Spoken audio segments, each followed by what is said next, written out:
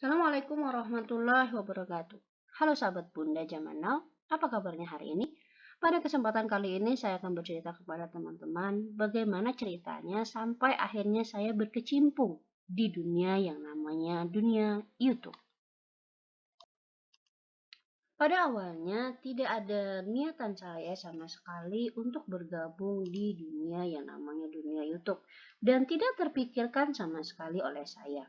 Namun, ketika di bulan Agustus 2022 lalu, di mana di bulan tersebut di Badan Pusat Statistik ada kegiatan yang bernama kegiatan survei Angkatan Kerja Nasional, dan ternyata salah satu sampel dari survei tersebut adalah seorang YouTuber dengan penghasilan yang mencapai 5 kali lipat dari penghasilan ketika seorang karyawan bekerja dengan standar gaji UMR.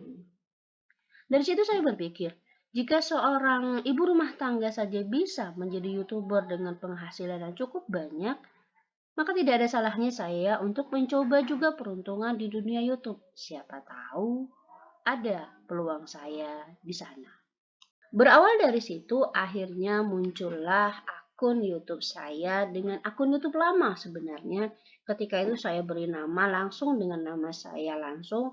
Namun ketika saya mencoba untuk bergelut di dunia YouTube, akhirnya akun YouTube tersebut saya beri nama dengan akun YouTube Bunda Zaman Now. Dan ketika teman-teman lihat di video yang ada di akun YouTube saya, sebenarnya di video tersebut kebanyakan adalah kegiatan dari putri-putri saya ketika mereka beraktivitas sehari-hari. Di situ saya juga membagikan masalah kegiatan saya memasak, karena saya juga setiap harinya sebagai ibu rumah tangga sudah pasti harus memasak.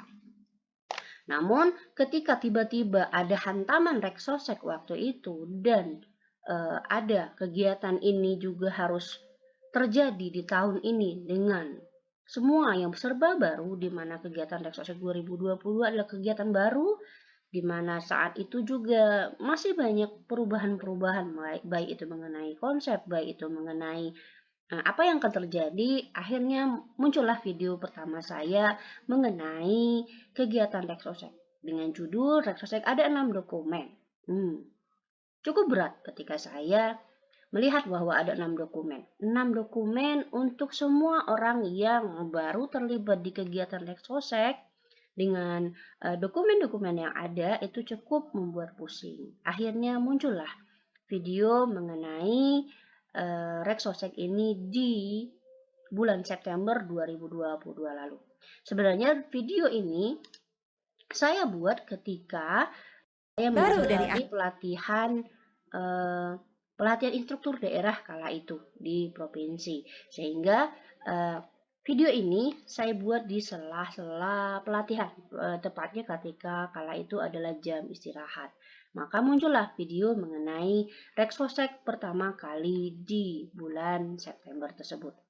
Dan awalnya juga jujur saya katakan bahwa di awalnya kemunculan video ini saya tujukan untuk PPL-PML saya yang lumayan banyak, dengan semua PPL dan PML itu masih terbilang baru dalam kegiatan BPS, sehingga saya merasa harus memberikan edukasi kepada mereka mengenai kegiatan BPS. Maka setelah itu saya buat lagi beberapa video mengenai Reksosek. Nah, namun yang terjadi adalah tidak sesuai harapan saya. Ketika video Reksosek pertama, kedua, ketiga, dan keempat, ketika kala itu saya buat, respon dari petugas saya sendiri sebenarnya sangat mengecewakan. Sehingga pada masa itu sempat terpikir oleh saya untuk, ya sudahlah, nggak mau tahu ya sudah gitu kan. Karena berpengalaman dari kegiatan selama ini, apapun yang diberikan kepada BPS dalam artian ada pekerjaan apapun, itu akan selesai dikerjakan oleh pegawai BPS. Jadi saya tetap beranggapan, oke lah, mereka nggak mau tahu, nggak masalah, nanti juga kerjaannya bakal selesai. Akhirnya saya berpikiran seperti itu, sudah tak usah saya mengupdate lagi mengenai kegiatan Reksosek. Namun ternyata pemikiran saya tersebut tidak diridhoi sama Yang Maha Kuasa. Karena setelah saya berpikiran seperti itu, keesokan harinya, dan keesokan harinya, view atau yang menonton masalah Rexosec yang saya bahas di awal-awal atau di pertengahan September 2022 lalu ternyata menimbulkan banyak pertanyaan-pertanyaan dari teman-teman yang terlibat dalam kegiatan Rexosec. Pertanyaan mengenai kegiatannya, pertanyaan mengenai kuesioner, pertanyaan mengenai apa yang harus dilakukan jika begini, jika begitu.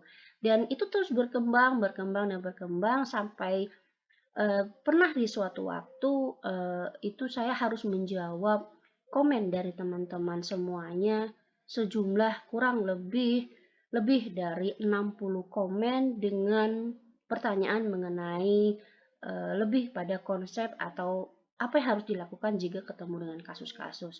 Saya ingat sekali kala itu ketika saya harus terbangun di jam 3 pagi dan yang saya lakukan adalah menjawab komen itu selama kurang lebih 2 jam. Sampai azan subuh, komen-komen itu baru selesai saya jawab kala itu. Dan ternyata Yang Maha Kuasa ternyata membukakan jalannya justru ketika saya sudah menyerah. Makanya ketika kala itu sempat muncul di di community atau ada yang sejenis community di YouTube ini, di mana saya menjelaskan kala itu bahwa saya tidak bisa membalas komen yang ada dikarenakan saya harus mengantar salah satu putri saya untuk berangkat sekolah. Nah, di sepagi itu saya sebutkan bahwa ada komen lebih dari 60-an yang harus saya balas dan itu baru dibalas beberapa. Nah, sampai muncul postingan saya seperti ini kala itu karena harus menjawab komen-komen yang ada. Bahkan ada komen-komen lain yang menyatakan bahwa saya tidak bisa membalasnya langsung karena keterbatasan waktu kala itu. Sehingga saya juga memberitahukan bahwa saya nggak bisa fast respon karena kegiatan di kantor juga harus saya kerjakan. Dan masih hangat diingatan saya ketika saya waktu itu baru muncul dalam dunia per-YouTubean dan saya membagikan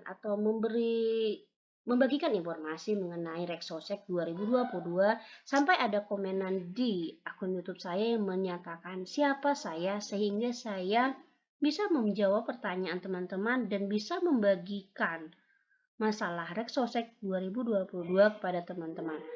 Ada kuasa apa saya di situ sehingga saya bisa melakukan hal tersebut. Maka muncullah video mengenai siapa saya di Rexosec 2022 ini. Di kala itu, saya dipertanyakan apakah saya mitra, ataukah saya pegawai, ataukah saya hanya mencari berita di Google saja. Akhirnya muncullah konten mengenai siapa saya di Rexosec waktu itu. Apakah saya memberikan sesuatu yang bersifat hoax atau saya memberikan sesuatu yang bersifat kenyataan. Lalu pertanyaan-pertanyaan berikutnya lebih pada konsep yang ditanyakan pada salah teman-teman setelah mereka yakin bahwa saya adalah bagian dari PPS-nya sendiri. Sehingga muncullah akhirnya video-video mengenai cara pengisian dokumen Rexosec 2022 jika ada kasus-kasus yang ditemui oleh teman-teman di lapangan. Termasuk bagaimana cara mengisi dokumen VK1 kala itu ketika harus ketemu dengan kondisi yang teman-teman hadapi di lapangan. Lalu ketika teman-teman sudah mulai melakukan pendataan dengan dokumen K, mulailah muncul konten-konten mengenai pengisian dokumen K dari bab 1 atau blok 1 sampai ke blok 6 di blok catatan kala itu. Nah, banyak juga pertanyaan yang masuk mengenai apakah saya punya tips untuk mendata Rexosec biar nggak lama. Sebenarnya nggak lucu, bagaimana cara mendata biar nggak lama. Atau ada juga konten yang menyebutkan tutorial lengkap pendataan Rexosec 2022. Atau ada juga tutorial yang mengatakan, oh Rexosec belum dimulai tapi dokumen K sudah finish. Oh sebenarnya semuanya sangat berbahaya dengan keadaannya kala itu. Cuman itu adalah hak pribadi dari yang membuat konten karena dunia YouTube adalah dunia maya dan bisa dilakukan oleh siapa saja. Meskipun banyak hal yang saya temui ketika saya harus membuat konten mengenai Rexosec 2022 dan kondisi di mana saya berada di titik terendah mengenai aplikasi Rexosec khusus yang tiba-tiba keluar di saat pelaksanaan, namun di kala itu yang saya pikirkan adalah bagaimana caranya saya bisa mengirimkan sesuatu untuk seseorang yang sekarang sudah berbeda alam dengan saya. Jadi saya berpikir dengan saya tetap membagikan informasi mengenai apa yang saya ketahui dan membantu teman-teman dalam mengerjakan atau menyelesaikan Rexosec yang menjadi beban tanggung jawab teman-teman. Di situ saya berpikir semoga apa yang saya lakukan ini dapat menjadi sebuah amal jariah yang juga bisa dinikmati beliau yang sudah di alam sana. Sehingga akhirnya konten-konten saya meskipun Rexosec sudah selesai tetap saya lanjutkan ke konten lainnya mengenai kegiatan sensus pertanian dan kegiatan-kegiatan lain di PPS. Nah, karena yang sekarang ini yang banyak teman-teman cari adalah mengenai sensus pertanian, maka konten saya juga sudah mulai banyak membahas mengenai sensus pertanian. Walaupun ada masanya saya membuat konten mengenai cara merapikan file di Excel, tapi sepertinya konten seperti ini kurang teman-teman minati. Walaupun pada kenyataannya kondisi kayak gini nanti akan kita temui tanpa kita sadari. Nah, kadang kita kalau belum butuh, belum kita cari. Nah, karena yang teman-teman rata-rata butuhkan adalah informasi mengenai sensus pertanian, maka di Desember 2022 ini, konten mengenai sensus pertanian sudah mulai saya buat. Namun, ada pertanyaan dari teman-teman, salah satu pertanyaan yang belum bisa saya jawab adalah berapa honor dari kegiatan sensus pertanian. Mengenai honor ini akan saya bahas di video berikutnya mengenai alasan kenapa saya belum bisa membagikan informasi mengenai honor tersebut di akun YouTube saya dikarenakan ada sesuatu hal yang harus dipertimbangkan terlebih dahulu. Walaupun saya tahu, tapi apa yang saya tahu itu belum pasti akan menjadi seperti itu ketika pelaksanaannya nanti. Makanya, saya akhirnya membuatlah konten mengenai honor sensus pertanian 2023, tapi lihat dulu dari dokumen yang ada. Kira-kira dengan dokumen yang begitu ribet itu, honornya apakah akan lebih kecil, atau malah lebih besar, atau malah sama dengan. Itu bisa teman-teman perkirakan sendiri dengan membandingkannya dengan kegiatan yang terbaru saja, yaitu kegiatan Rexosec 2022. Nah, di akhir Desember ini, tepatnya di hari ini, di mana hari ini adalah penghujung tahun 2022, saya bagikan informasi kenapa akhirnya saya bisa menjadi seorang YouTuber istilahnya. Padahal bagi saya ini adalah ajang saya berbagi informasi dan berbagi apa yang saya ketahui kepada teman-teman semua. Sehingga tanpa saya sadari di penghujung tahun 2022 ini, akun YouTube Bunda Zaman Now sudah banyak memiliki subscriber. Sesuatu yang tidak saya sangka sama sekali.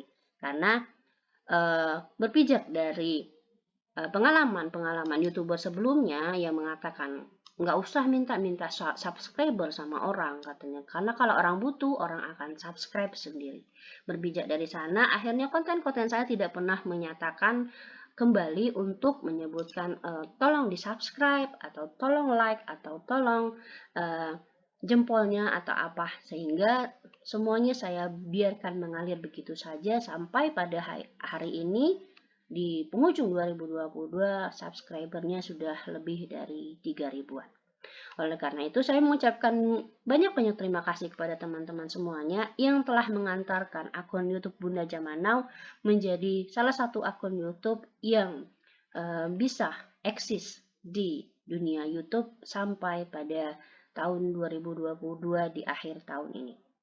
Padahal akun YouTube ini sebenarnya saya buat di tahun 2014 lalu.